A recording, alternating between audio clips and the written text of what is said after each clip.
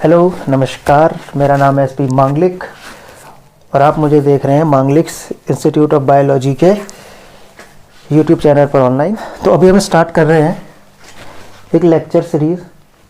2 lecture आएंगे, थोड़े length में लंबे होंगे, जिसमें हम लोग कवर करेंगे एंडोक्राइन का इंट्रोडक्शन, पैनक्रियाज ग्लैंड, उसमें फिर हम इंसुलिन एंड डायबिटीज़ मेलाइटस। देखते हैं कौन से पार्ट में कितना चीज़ कवर हो पाती है। तो स्टार्टिंग कर रहे हैं हम लोग एंडोक्राइन सिस्टम से। एंडोक्राइन,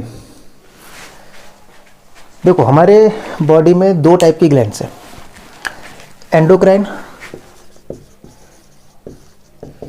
या एक्सोक्राइन। फर्क दोनों में क्या है? फर्क दोनों में बस इतना सा है कि एंडोक्राइन ग्लैंड अपना जो भी प्रोडक्ट बनाएगी उसको वो डायरेक्टली ब्लड में सिक्रेट कर देगी और ब्लड की हेल्प से वो कंपाउंड, वो केमिकल कंपाउंड, इसको आप हार्मोन बोलो कुछ भी बोलो, वो ब्लड की हेल्प से ट्रांसपोर्ट होता हुआ अपने टारगेट ऑर्गन्स तक चला जाएगा। एक्सोक्राइन में क्या है? एक्सोक्राइन क्या करती हैं, जो भी उनका केमिकल कंपाउंड होगा उसको वो ब्लड में सिक्रेट ना करके एक स्पेसिफिक डक्ट बना लेती हैं। सपोज करो ये कोई एक एंडोक्राइन ग्लैंड है और ये कोई एक एक्सोक्राइन ग्लैंड है। इसका टारगेट ऑर्गन ये है, इसका टारगेट ऑर्गन मान लिया ये है, ठीक। इसने अगर कुछ बनाया है तो ये क्या करेगा? सपोज करो इसने केमिकल कंपाउंड बनाया तो इसको क्या करेगा? ये ब्लड वेसल की हेल्प से या ब्लड की हेल्प से ट्रांसपोर्ट करेगा, यानी कि इस ग्लैंड से ये कंपाउंड जाएगा ब्लड के अंदर और ब्लड के थ्रू ट्रांसपोर्ट होता हुआ ये पहुंचेगा अपने टारगेट ऑर्गन के अंदर। एक्सोक्राइन ग्लैंड में क्या कंडीशन है कि ये अपना जो भी कंपाउंड है उसको बनाएंगे और ब्लड में सिक्रीट ना करके एक डक्ट बना लेंगे और इसी डक्ट के थ्रू ये ट्रांसपोर्ट होके जाएगा अपने टारगेट तक, ठीक। तो ये फ़र्क है बस एंडोक्राइन में और एक्सोक्राइन में। एंडोक्राइन में जो चीज़ बनेगी वो ब्लड के थ्रू जाएगी अपने टारगेट ऑर्गन तक, कोई स्पेशलाइज्ड डक्ट नहीं होती। एक्सोक्राइन में डक्ट होंगी, उस डक्ट की हेल्प से ही ये चीज़ ट्रांसपोर्ट होंगी। एंडोक्राइन के एग्जाम्पल बहुत सारे हैं, जितने भी ग्लैंड हम लोग पढ़ते हैं, चाहे वो पैनक्रियाज ही है जो हम आज पढ़ने वाले हैं, या वो पिट्यूटरी है, या वो थायराइड है, पैराथायराइड है, ये सब है एंडोक्राइन। एक्सोक्राइन में मेनली हम लोग देखते हैं सलाइवरी ग्लैंड, जो सलाइवा बनाती हैं और स्पेशलाइज्ड डक्ट के थ्रू हमारे सीधे बकल कैविटी में, माउथ में वो सलाइवा आ जाता है। तो ये है एंडोक्राइन एंड एक्सोक्राइन का बहुत बेसिक, ठीक। अब जो मेन हमें पढ़ना है वो पढ़नी है हमें एंडोक्राइन ग्लैंड, जिसका नाम है पैनक्रियाज। पैनक्रियाज के केस में क्या है? पैनक्रियाज एक मिक्स्ड ग्लैंड है, यानी कि ना तो ये प्योरली एंडोक्राइन है और ना ये प्योरली एक्सोक्राइन है। इसमें लगभग 98% जो पार्ट है वो इसका एक्सोक्राइन होता है और लगभग 2% पार्ट इसका है एंडोक्राइन, ठीक है। तो पैनक्रियाज है एक मिक्स्ड ग्लैंड, ठीक है। अब इसकी स्ट्रक्चर मैंने पहले बना दी, जिससे इससे कि टाइम वेस्ट हमारा ना हो। ये क्या है? ये पैनक्रियाज है, पूरी लीफ लाइक स्ट्रक्चर है। अब इसमें 2 पार्ट हैं, एक है एंडोक्राइन पार्ट और एक है एक्सोक्राइन पार्ट। ये जो स्ट्रक्चर, ये एक डक्ट है पूरी, और इस डक्ट से जुड़े हुए छोटे छोटे से टिश्यूज हैं ग्लैंडुलर। अब क्या होगा कि ये जो पार्ट है इसको हम बोलते हैं एसिनाई, या बोल देते हैं पैनक्रियाटिक एसिनाई, और ये जो साइड में दिख रहे हैं छोटे छोटे से, ये हैं आइलेट्स ऑफ लैंगरहैंस। तो pancreatic acini and islets of Langerhans. Pancreatic acini ये है इसका एक्सोक्राइन पार्ट, जो कि 98% तक है। देख के भी समझ में आ रहा होगा, क्योंकि यही वो पार्ट है जो डायरेक्टली जुड़े हुए हैं डक्ट से, यानी कि जो भी अपना प्रोडक्ट बनाएंगे वो इसको डक्ट में सिक्रीट कर देंगे। और ये ज़्यादातर क्या बनाते हैं, पैनक्रियाटिक एंजाइम जो डाइजेशन वगैरह में हेल्प करते हैं। ये है आइलेट्स ऑफ लैंगरहैंस, ये है एंडोक्राइन पार्ट। इनसे जो भी चीज़ें बनेंगी वो सिक्रीट होंगी डायरेक्टली ब्लड के अंदर और ब्लड की हेल्प से अपने टारगेट ऑर्गन तक जाएंगी। यही 2% पार्ट जो है, जो एंडोक्राइन है, यही बहुत ज़बरदस्त काम करता है जिससे हमारा बॉडी रेगुलेट होता है। ये लेक्चर ऐसे मत देखना कि CSR के पॉइंट ऑफ व्यू से देख रहे हो या मेडिकल के पॉइंट ऑफ व्यू से देख रहे हो। ये नॉर्मल बेसिक कॉन्सेप्ट टॉक है जिसमें हम लोग देख रहे हैं कि हमारी बॉडी में कैसे सिस्टम वर्क करते हैं, कैसे ग्लूकोज रेगुलेट हो रहा है, कैसे पैनक्रियाज काम कर रहा है, इंसुलिन का क्या काम है, इंसुलिन ठीक से काम ना कर पाए तो कैसे क्या हो सकता है, डायबिटीज़ होगी तो उसके कितने टाइप होंगे, डायबिटीज़ से क्या फ़र्क पड़ेगा, ये सब चीज़ें। तो अगर एक नॉर्मल आदमी भी देखना चाह रहा है इसको तो देख सकता है, जिससे कि उसका अपना कॉन्सेप्ट बिल्ड हो जाए। तो अब हम लोग बात कर रहे हैं पैनक्रियाटिक या आइलेट्स ऑफ लैंगरहैंस के बारे में मेजरली, क्योंकि यही है जो असली रोल प्ले कर रही है। आइलेट्स ऑफ लैंगरहैंस में अब क्या है, इसमें कुछ सेल्स हैं सेंटर की तरफ, उसके बाद में कुछ सेल्स और हैं। स्ट्रक्चर पे मत जाना, ये डिफरेंट दिखें इस चक्कर में बना रहा हूँ बस। फिर कुछ सेल्स और होती हैं, ठीक। ये जो सेल्स हैं ये हैं बीटा सेल्स जो बीच में है, ये है सब अल्फा सेल्स, और ये हैं डेल्टा, ठीक। यानी कि 3 टाइप की सेल हमारे पास में होगी। सेंटर में है हमारा बीटा, बाहर की तरफ है हमारा अल्फा, बाहर की तरफ है हमारा अल्फा, और ये है हमारी डेल्टा। एक टाइप की सेल और होती है को बोलते हैं एफ सेल। बीटा सेल को हम लोग बी सेल भी बोल सकते हैं, अल्फा सेल को हम लोग ए सेल भी बोल सकते हैं, डेल्टा को हम लोग डी सेल भी बोल सकते हैं, एफ को एफ सेल ही बोलते हैं, इसका कोई अलग से नाम है नहीं। बी सेल या बीटा सेल जो बना रही है आइलेट्स की, वो बनाती हैं बड़ा फेमस सा हार्मोन जिसका नाम है इंसुलिन, ठीक, सबने सुन रखा है। ए सेल बनाती हैं ग्लूकागॉन, डी सेल बना रही हैं सोमेटोस्टेटिन, सबके काम बताऊंगा मैं, थोड़ा सा सब्र रखिए बस। एफ सेल बनाती हैं पैनक्रियाटिक पॉलीपेप्टाइड। मेरी राइटिंग बहुत ज़्यादा अच्छी है तो इसलिए ज़्यादा ध्यान मत दें, समझ में आने लायक तो शायद लिख दिया मैंने, ठीक है। तो 4 टाइप के cell, alpha, beta, delta and F cell. Beta cell बना रही है इंसुलिन, अल्फा सेल बना रही है ग्लूकागॉन, डेल्टा सेल बना रही है सोमेटोस्टेटिन, और एफ सेल बना रही है पैनक्रियाटिक पॉलीपेप्टाइड। ये है आइलेट ऑफ लैंगरहैंस, या हम बोलें कि पैनक्रियाज का एंडोक्राइन पार्ट, ठीक है। अब क्या हो रहा है, इंसुलिन का काम हम लोग मेजर जो फोकस करेंगे वो यहाँ पे करेंगे इस पूरी सीरीज में। इंसुलिन पढ़ेंगे, कैसे बन रहा है, कैसे सिक्रीट हो रहा है, क्या काम कर रहा है, कैसे काम कर रहा है, और काम ना करे तो क्या होगा। इनके बारे में ज़्यादा बात हम लोग ने करनी नहीं है फिलहाल। अगर आप लोग चाह रहे हैं कि हम इसके बारे में बात करें तो मुझे बता देना कमेंट सेक्शन में, या व्हाट्सएप नंबर जो दिख रहा है स्क्रीन पे उस पर रिक्वेस्ट डाल सकते हैं। मैं कोशिश करूँगा जल्दी से कोई वीडियो ला सकूँ। तो इंसुलिन है एक हाइपोग्लाइसेमिक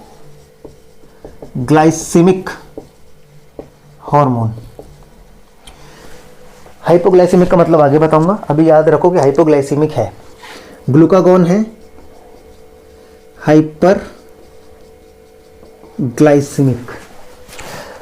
सोमेटोस्टेटिन का काम है इनहिबिटर का, और ये सोमेटोस्टेटिन इनहिबिट करेगा अल्फा सेल को भी और बीटा सेल को भी, यानी कि ये ग्लूकागॉन के आने को भी रोकेगा और इंसुलिन के आने को भी रोकेगा। डिपेंड करता है कि किस चीज़ को इनहिबिट करने की ज़रूरत है। अगर ग्लूकागॉन को ज़रूरत होगी तो सोमेटोस्टेटिन उसको इनहिबिट कर देगा, अगर इंसुलिन को करने की ज़रूरत होगी तो सोमेटोस्टैटिन इंसुलिन को भी इनहिबिट कर देगा। ठीक है, अब दो टर्म हमने लिखी हैं, हाइपोग्लाइसेमिक एंड हाइपरग्लाइसेमिक। देखो दो टर्म के मतलब तो पता होंगे। हाइपो का मतलब लेस या कम, हाइपर का मतलब मोर या ज़्यादा। ठीक, हाइपो मतलब लेस और ग्लाइसेमिक मतलब ग्लूकोज। तो ये हो गया लेस ग्लूकोज।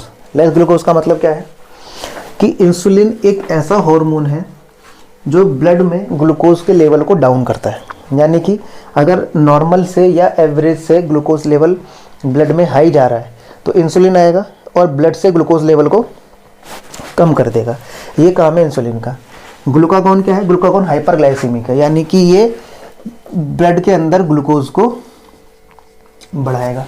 यानी कि अगर कभी ऐसा हुआ कि ब्लड के अंदर ग्लूकोज डाउन जा रहा है तो ग्लूकागॉन आएगा और उसके कंसंट्रेशन को नॉर्मल करेगा ब्लड के अंदर।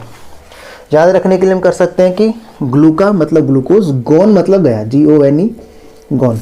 यानी कि जब ग्लूकोज जाएगा, when glucose is gone then glucagon is there for the action. ठीक है, एक चीज़ और याद रखिएगा कि अकेला इंसुलिन ही एक ऐसा हार्मोन है जो हाइपोग्लाइसीमिक है। और भी बहुत सारे हार्मोन ऐसे दिखेंगे एनिमल फिजियोलॉजी में जो हाइपरग्लाइसेमिक होंगे, यानी कि जो ब्लड में ग्लूकोज लेवल को बढ़ा सकते हैं। अकेला इंसुलिन एक ऐसा हार्मोन है जो हाइपोग्लाइसीमिक है, इसलिए कोई टेंशन है नहीं कि इंसुलिन के अलावा कोई और हाइपो या हाइपर है। अगर कोई और ग्लूकोज रेगुलेशन में कुछ काम कर रहा है तो ऑब्वियसली वो हाइपर ही होगा, हाइपो तो नहीं होने का, क्योंकि हाइपोग्लाइसेमिक अकेला इंसुलिन है। ठीक है, तो हम लोग अब पहुंचते हैं डायरेक्टली बीटा सेल के ऊपर। ठीक है, तो अब बात कर रहे हैं हम लोग बीटा सेल के बारे में। तो इसकी स्ट्रक्चर बना लेते हैं। पहले स्ट्रक्चर में कुछ नहीं करना, ज़्यादा दिमाग नहीं मारना है। अभी हम देख रहे हैं एक्चुअली बीटा सेल में इंसुलिन का सिंथेसिस। ठीक है, कि इंसुलिन सिंथेसाइज कैसे हो रहा है। मैं बहुत ब्रीफ में ख़त्म करने की कोशिश कर रहा हूँ, जहाँ जहाँ पे ज़रूरत होगी या इंटरेस्टिंग चीज़ें आएंगी वहाँ पे मैं डिटेल में भी जाऊँगा। ठीक है, इंसुलिन सिंथेसिस, ये मान लिया हमारे पास एक बीटा सेल है। ठीक, बीटा सेल ऑफ पेनक्रियास या beta cells of islets of Langerhans. अब कोई सेल है तो उसके अंदर न्यूक्लियस भी होगा, न्यूक्लियस है तो उसके अंदर जेनेटिक मटेरियल भी होगा, यानी कि DNA होगा, और DNA है तो उसमें इंसुलिन का जीन भी होगा। अब होता क्या है कि इस DNA से बनेगा mRNA। ठीक, ये है DNA, ये है mRNA, मैसेंजर RNA। ये mRNA जाएगा न्यूक्लियस के बाहर, किस लिए? ट्रांसलेशन के लिए, प्रोटीन बनाने के लिए। प्रोटीन न्यूक्लियस के अंदर नहीं बनेगा, प्रोटीन कहाँ बनेगा? साइटोसोल के अंदर। इसके ऊपर यहाँ पर के बाइंड हो जाएंगी हमारी राइबोसोम की सब यूनिट, और यहाँ से क्या स्टार्ट होगा? यहाँ से स्टार्ट होगा प्रोटीन सिंथेसिस। इसके प्रोटीन सिंथेसिस में भी बड़े बढ़िया बढ़िया सी बातें हैं, जैसे ये हमारा mRNA। ठीक, होगा क्या जब प्रोटीन सिंथेसिस स्टार्ट होगा? तो मान लिया ये एक पेप्टाइड बना। ठीक, इसको हम लोग बोलते हैं सिग्नल पेप्टाइड। ये है हमारा सिग्नल पेप्टाइड जो सबसे स्टार्टिंग में, जैसे कि ये mRNA है, यहाँ पे राइबोसोम बाइंड हो गया। अभी राइबोसोम इसको स्कैन करता हुआ आगे चलेगा, तो जब इसने स्टार्टिंग की तो सबसे पहले जो प्रोटीन का स्ट्रेच बना उसको हमने बोला सिग्नल पेप्टाइड। ठीक, इसका काम क्या है? न्यूक्लियस से अटैच हमारी रहती हैं, हम सबको पता है, एंडोप्लाज्मिक रेटिकुलम। इस सिग्नल पेप्टाइड के लिए रिसेप्टर प्रेजेंट होगा यहाँ पे, सपोज कर लिए यहाँ पे प्रेजेंट है सिग्नल रिकॉग्निशन प्रोटीन। अब होगा क्या कि ये सिग्नल पेप्टाइड जाएगा यहाँ से इस तरफ, और अल्टीमेटली होगा क्या कि राइबोसोम आके बाइंड हो जाएगा यहाँ पे, और ये प्रोटीन आ जाएगा अंदर, और ये है हमारा सिग्नल पेप्टाइड। यानी कि जैसे ही mRNA से प्रोटीन बनना स्टार्ट हुआ, सपोज करो कि ये प्रोटीन स्टार्टिंग का ये बना स्ट्रेच, ये है सिग्नल पेप्टाइड। ये क्या करेगा, ये जाएगा एंडोप्लाज्मिक रेटिकुलम के पास, एंडोप्लाज्मिक रेटिकुलम में जाके बाइंड होगा। सपोज करो एंडोप्लाज्मिक रेटिकुलम ये है, इसके अंदर जाके बाइंड होगा और अंदर चला जाएगा। अब जो राइबोसोम है वो एंडोप्लाज्मिक रेटिकुलम को बाइंड हो जाएगा। अब जो भी प्रोटीन यहाँ से बनेगा वो डायरेक्टली कहाँ एंटर करता चला जाएगा, एंडोप्लाज्मिक रेटिकुलम के अंदर। इसी को हम बोलते हैं rough endoplasmic reticulum. Endoplasmic reticulum के ऊपर हमेशा राइबोसोम प्रेजेंट नहीं रहते हैं। होता क्या है कि जब किसी प्रोटीन को एंडोप्लाज्मिक रेटिकुलम के अंदर आना होता है तो वो at the time of synthesis signal peptide बनता है। वो सिग्नल पेप्टाइड एंटर करता है एंडोप्लाज्मिक रेटिकुलम के अंदर, तो जो साथ में राइबोसोम्स की असेंबली वो भी साथ में आएगी और यहाँ पे आके अटैच हो जाएगी और ये प्रोटीन अंदर बनता रहेगा। अब क्योंकि सेल्स के अंदर हजारों लाखों प्रोटीन्स बनते रहते हैं, तो ऐसा नहीं होता कभी कि पूरा एरिया खाली हो जाए। एक प्रोटीन आके बनेगा, राइबोसोम हटेंगे, फिर कोई दूसरा आके बाइंड हो जाएगा। तो इस तरीके से एंडोप्लाज्मिक रेटिकुलम के ऊपर हर टाइम राइबोसोम्स प्रेजेंट रहते हैं। इसका मतलब एंडोप्लाज्मिक रेटिकुलम पे हर टाइम किसी न किसी प्रोटीन की सिंथेसिस हो रही है। तो क्या होगा, जैसे ही ये एंडोप्लाज्मिक रेटिकुलम की मेम्ब्रेन है, एक राइबोसोम आके बाइंड हुआ, दूसरा बाइंड हुआ, तीसरा बाइंड हुआ। इसका मतलब क्या हो रहा है कि उस राइबोसोम असेंबली के साथ में एंडोप्लाज्मिक रेटिकुलम के अंदर प्रोटीन सिंथेसिस हो रही है।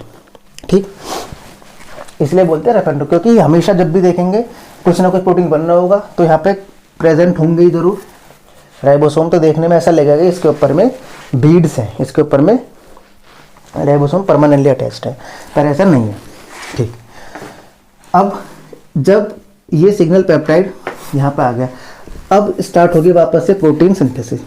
तो होगा क्या कि प्रोटीन सिंथेसिस नया बनता रहेगा और ये आगे की तरफ बढ़ता रहेगा। तो अल्टीमेटली क्या होगा कि ये प्रोटीन पूरा बन के आ जाएगा एंडोप्लाज्मिक रेटिकुलम के अंदर, जिसमें कि ये पार्ट है सपोज सिग्नल पेप्टाइड। ठीक, इसको हमने बोला प्री प्रो इंसुलिन, यानी कि जो ये प्रोटीन हमारे पास बना है सबसे पहला, जिसमें ये है सिग्नल सीक्वेंस, इसको हमने बोला प्री प्रो इंसुलिन। इस प्री प्रो इंसुलिन में तीन चीजें, एक सिग्नल सीक्वेंस, एक बी सीक्वेंस, एक सी और एक ए। ठीक, तो प्री प्रो इंसुलिन में क्या होगा, signal sequence plus B and C and A. अब क्या होगा, साइमल्टेनियसली देख रहे हैं, एंडोप्लाज्मिक रेटिकुलम के अंदर ही कुछ पेप्टाइडेज होंगे स्पेसिफिक, जो यहां से इस सिग्नल पेप्टाइड को हटा देंगे। जैसे ही सिग्नल पेप्टाइड यहां से हटा तो अब केवल बचा बी सी एंड ए। इसको हमने बोला प्रो इंसुलिन। प्री वाला पार्ट इसमें से हट गया, ये बन गया प्रो इंसुलिन। तो सिंथेसाइज क्या हुआ, प्री प्रो इंसुलिन, इसमें से सिग्नल सीक्वेंस हटा तो बन गया प्रो इंसुलिन। अब ये प्रो इंसुलिन क्या करेगा, प्रो इंसुलिन में क्या होगी, डबल डाइसल्फाइड बॉन्ड का फॉर्मेशन। ठीक, किस किस के बीच में, बी एंड ए, और ये हमारा पार्ट है कनेक्टर, जिसको हम बोलते हैं सी पेप्टाइड। तो हमारे पास में क्या हो गया, प्री प्रो इंसुलिन, इसमें signal sequence, B peptide, C peptide, A peptide. उसके बाद पेप्टाइडेज ने काम करा, सिग्नल सीक्वेंस को हटा दिया, बी सी एंड ए बचा। उसके बाद में क्योंकि इनमें सिस्टीन रेजिड्यूज होते हैं तो ये बनाएंगे डाइसल्फाइड बॉन्ड, यानी कि ये घूमेंगे और दो इंट्राचेन डाइसल्फाइड बॉन्ड बनेंगे अभी तक। ठीक, जिसमें कि ये है बी, ये है ए और ये है सी, बी और ए को कनेक्ट करने वाला। फिर क्या होगा, यहाँ पे एक वेसाइकल का फॉर्मेशन होगा और ये जो हमारा इंसुलिन है प्रो इंसुलिन, ये इस वेसाइकल में हो जाएगा पैक। ठीक, अब ये वेसाइकिल जाएगी घूमते घूमते और जाके अटैच हो जाएगी गोल्जी बॉडी से, या जिसको बोलेंगे हम गोल्जी कॉम्प्लेक्स। ठीक, इससे फ्यूज होगी तो जो इसके अंदर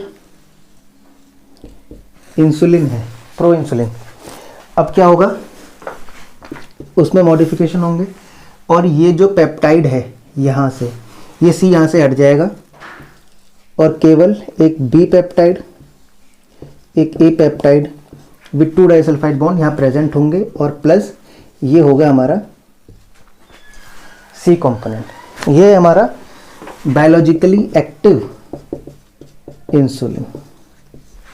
ठीक, तो यहाँ पे आने के बाद में फिर पेप्टाइडेज काम करेगा, ये बना इंसुलिन और साथ में ये बनी हमारी सी चेन। अब ये भी क्या करेगा, यहाँ से वेसाइकिल में पैक होगा और एक नई वेसाइकिल यहाँ बन जाएगी जिसके अंदर हमारा इंसुलिन होगा, साथ में सी पेप्टाइड भी होगा। ये है हमारा वो वेसाइकिल जिसके अंदर हमारा बायोलॉजिकली एक्टिव इंसुलिन प्रेजेंट है और यहाँ पे ये स्टोर्ड है।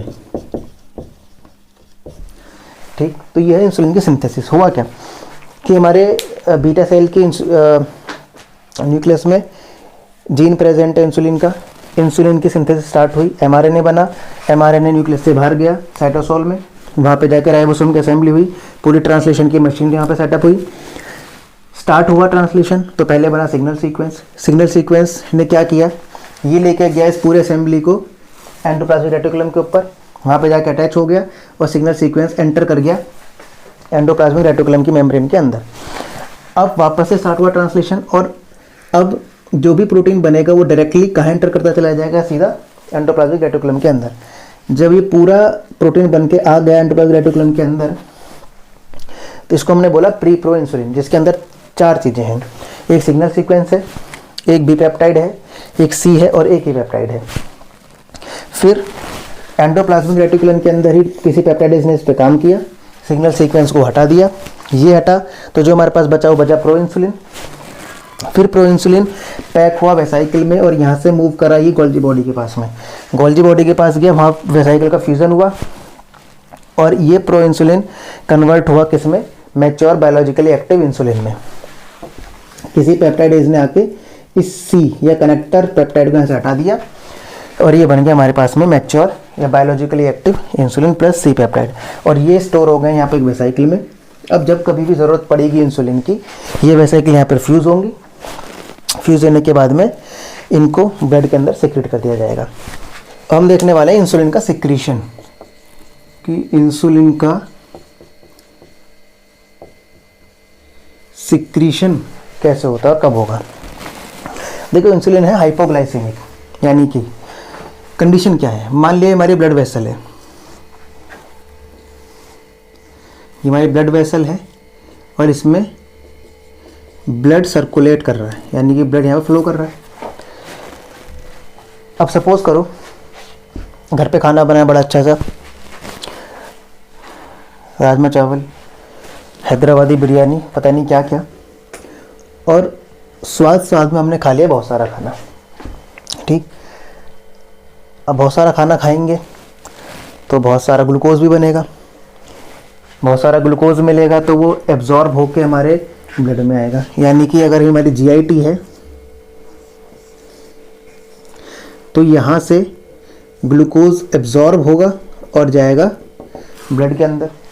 ग्लूकोज ब्लड के अंदर आएगा तो ब्लड के अंदर ग्लूकोज का कंसंट्रेशन राइज होगा, बढ़ेगा, ग्लूकोज का कंसंट्रेशन बढ़ेगा, तो इसको हम बोलेंगे कि ये हाइपर ग्लाइसीमिया चल रहा है। हाइपर ग्लाइसीमिक नहीं, हाइपर ग्लाइसीमिया, यानी कि हाइपर ज़्यादा ग्लूकोज का लेवल, यानी कि अगर ब्लड में ग्लूकोज लेवल राइज हो तो इसको हम टर्म बोलते हैं हाइपर ग्लाइसीमिया। तो यहाँ पे कंडीशन क्या है कि बहुत सारा खाना खाया, उससे बहुत सारा ग्लूकोज मिला, जो जीआईटी से एब्जॉर्ब होकर पहुंचा ब्लड वेसल के अंदर, ब्लड के अंदर ग्लूकोज पहुंचा तो ब्लड में ग्लूकोज का लेवल बढ़ा, जिसको हमने बोला हाइपरग्लाइसीमिया। और ये हाइपरग्लाइसीमिया के लिए ही आता है फिर इंसुलिन, यानी कि ब्लड में ग्लूकोज लेवल का बढ़ना ही स्टिमुलेट करता है बीटा सेल को कि वो अब इंसुलिन को सिक्रेट करना स्टार्ट करें। ठीक, इंसुलिन का सिक्रेशन स्टार्ट होगा कैसे, बात जानने की है। उससे पहले बात जानने की ये है कि हम लोग कितना ग्लूकोज लेवल को बोलेंगे कि हाइपरग्लाइसीमिक है। देखो, ग्लूकोज लेवल दो तरीके से चेक होती है। या तो हम बोलते हैं फास्टिंग में जो चेक करते हैं, अगर वो 120 से कम या इक्वल है तो हम बोलते हैं कि ये नॉर्मल कंडीशन है। और पीपी यानी कि आफ्टर लंच या खाना खाने के 2 घंटे बाद अगर चेक करते हैं और वो लेस देन 180 या इक्वल टू 180 आते हैं तो हम बोलते हैं कि नॉर्मल ब्लड ग्लूकोज लेवल है, यहाँ पर हाइपरग्लाइसीमिया नहीं है। सपोज करो यहाँ पे ग्लूकोज का लेवल बढ़ बढ़ के लगभग 300 mg/dl हो गया। अब हम बोलेंगे कि ये 180 से बहुत हाई है।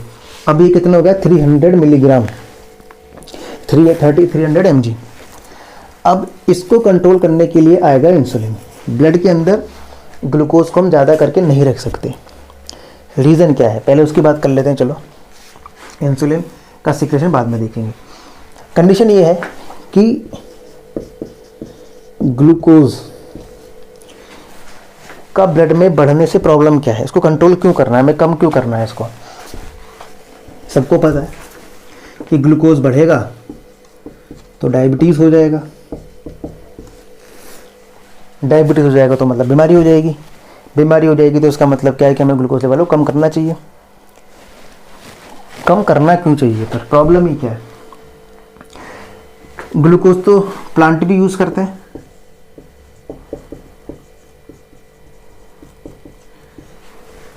ग्लूकोज का मेजर काम क्या है, रेस्पिरेशन में जाना, एनर्जी देना।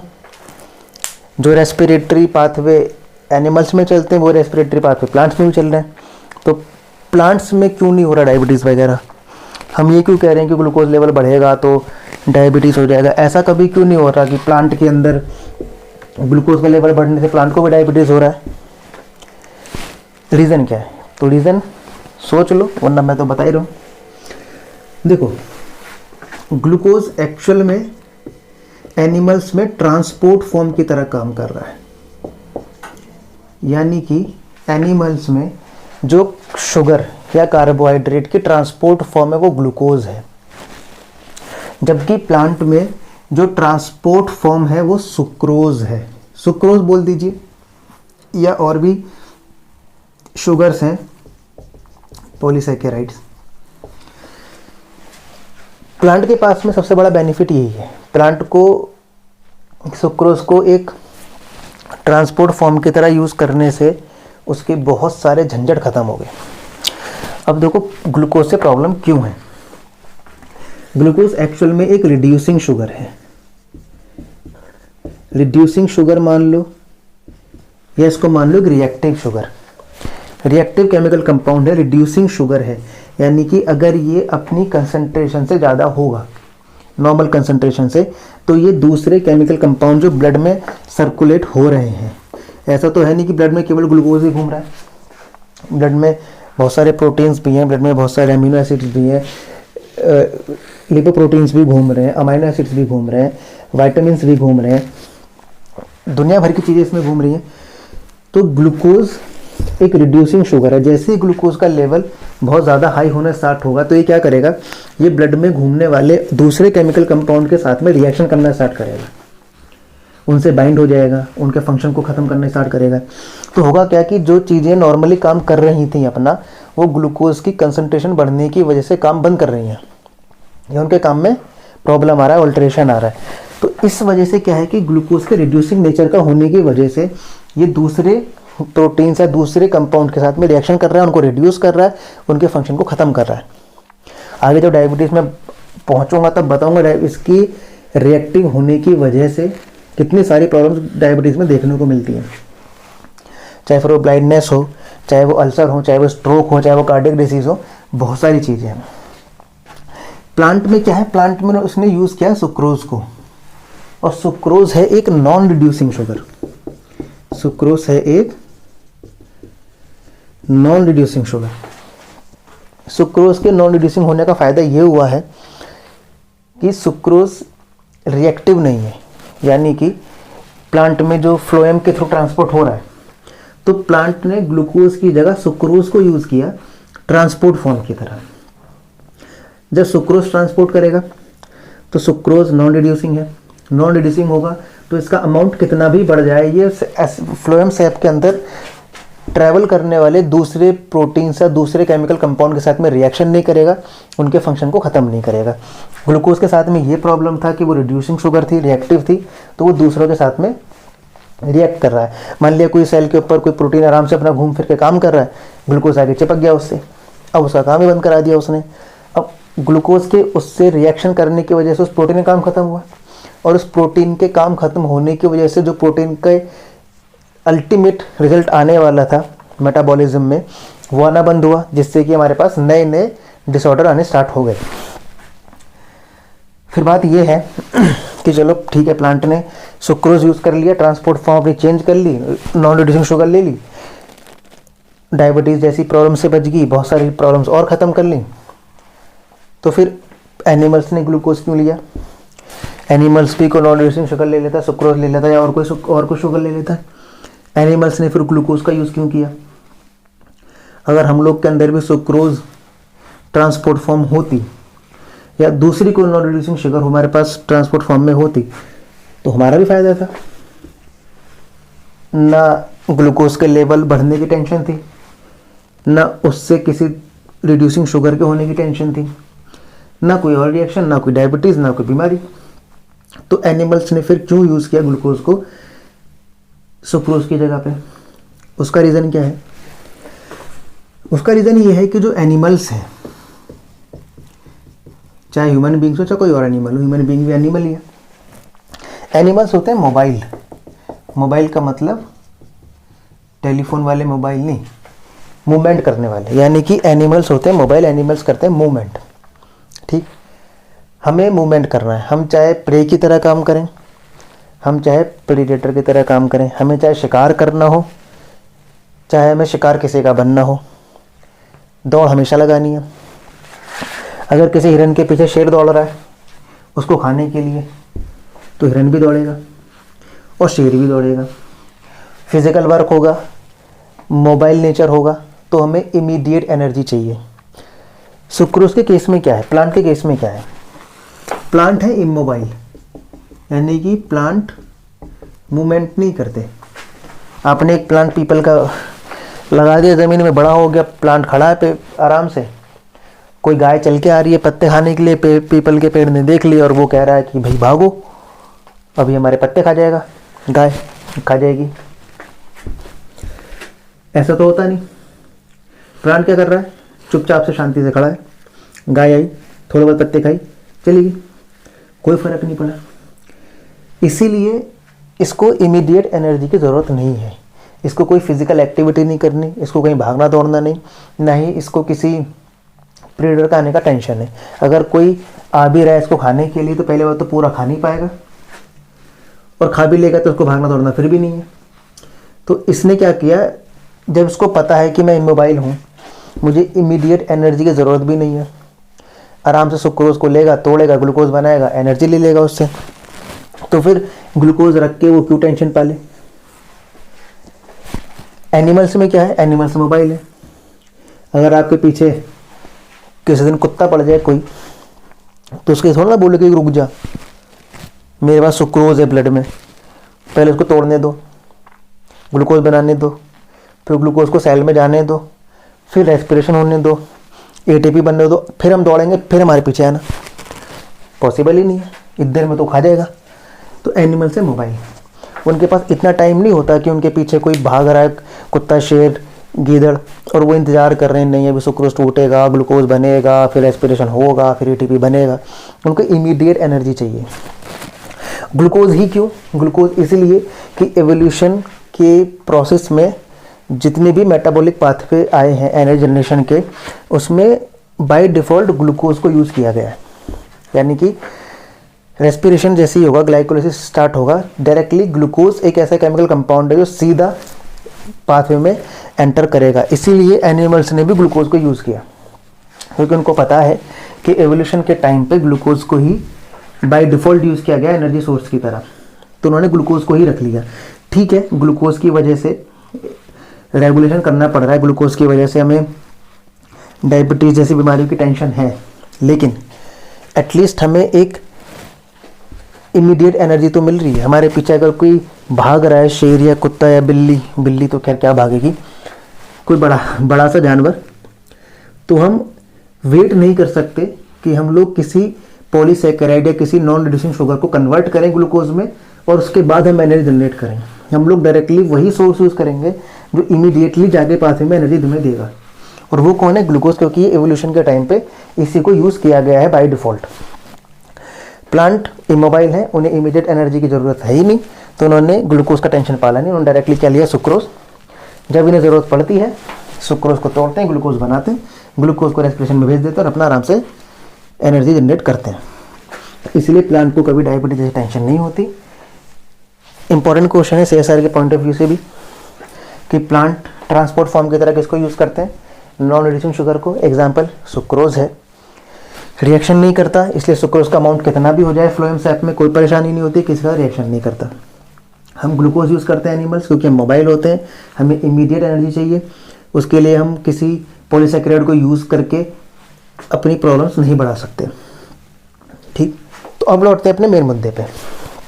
मेन मुद्दा क्या है कि जब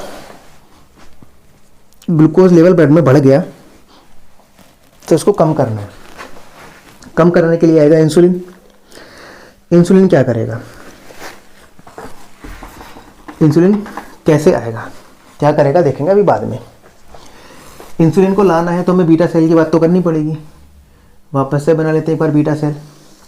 ये बात ध्यान रखना कि मैं इसको बहुत ब्रीफ में डिस्कस कर रहा हूँ। अगर इन जो भी मैं अभी 1-1.5 घंटे में पढ़ाने वाला हूँ, बताने वाला हूँ, कोई भी चीज़ अगर आपको डिटेल में समझनी है तो मुझे बता देना, मैं उसके ऊपर एक सेपरेट वीडियो बना दूंगा। यहाँ पे तो मैं शॉर्ट में एक ओवरऑल डिस्कशन कर रहा हूँ जहाँ से भी कॉन्सेप्ट बिल्ड हो सके, चाहे फिर उसके लिए प्लांट फिजियो पे जाना पड़े हम लोग को, चाहे बायोकेमिस्ट्री पे जाना पड़े, चाहे सेल सिग्नलिंग पे जाना पड़े, कोई फ़र्क नहीं पड़ रहा। तो ठीक है, यह है beta cell.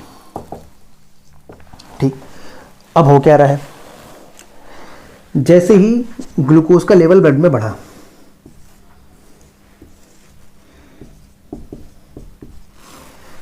Beta cell sense करेंगी, बीटा सेल सेंस करेंगे ग्लूकोज बढ़ रहा है।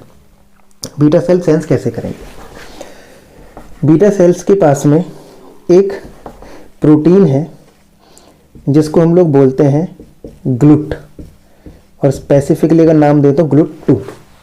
ग्लूट मतलब GLU मतलब ग्लूकोज, T मतलब ट्रांसपोर्टर, 2 मतलब टाइप 2, यानी ग्लूकोज ट्रांसपोर्टर टाइप 2, यानी कि ये ग्लूकोज का ट्रांसपोर्ट करने वाला है। इसके साथ में इंपॉर्टेंट पॉइंट ये है कि ये इंसुलिन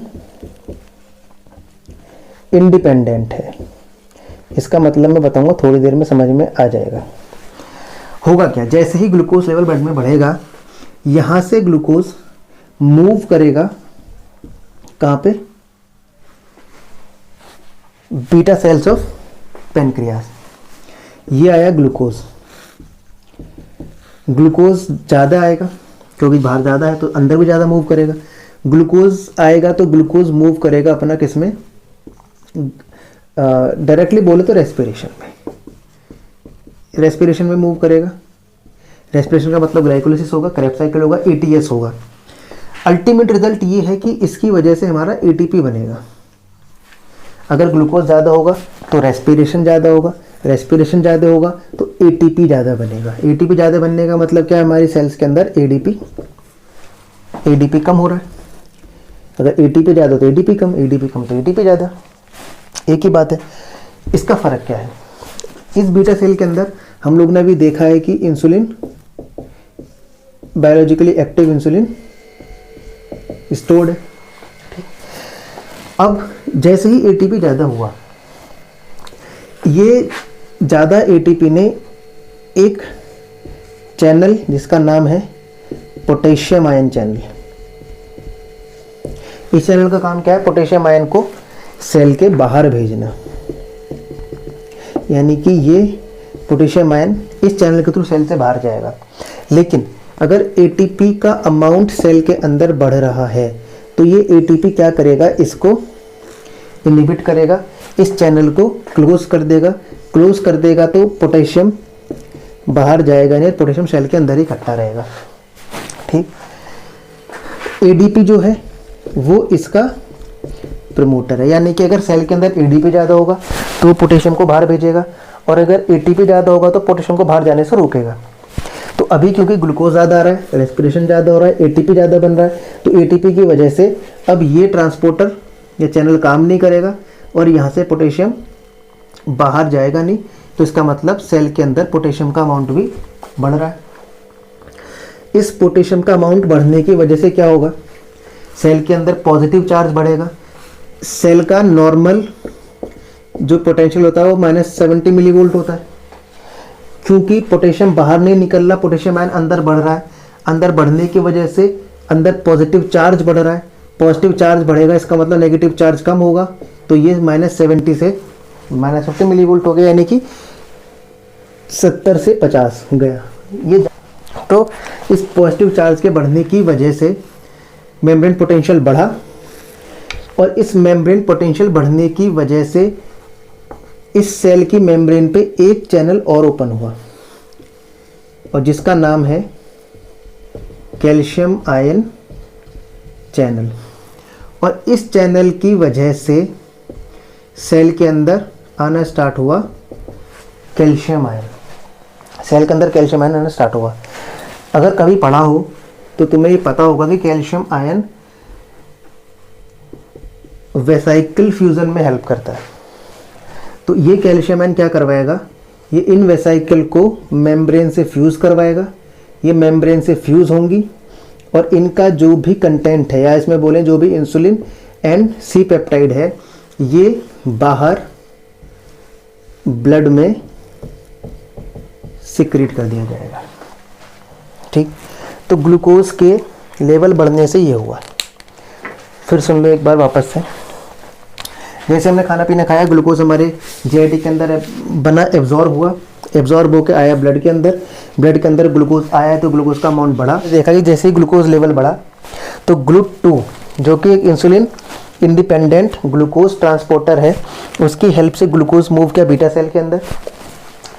ग्लूकोज इसके अंदर एंटर किया तो ग्लूकोज ने सेल के अंदर जाके पार्टिसिपेट किया रेस्पिरेशन में।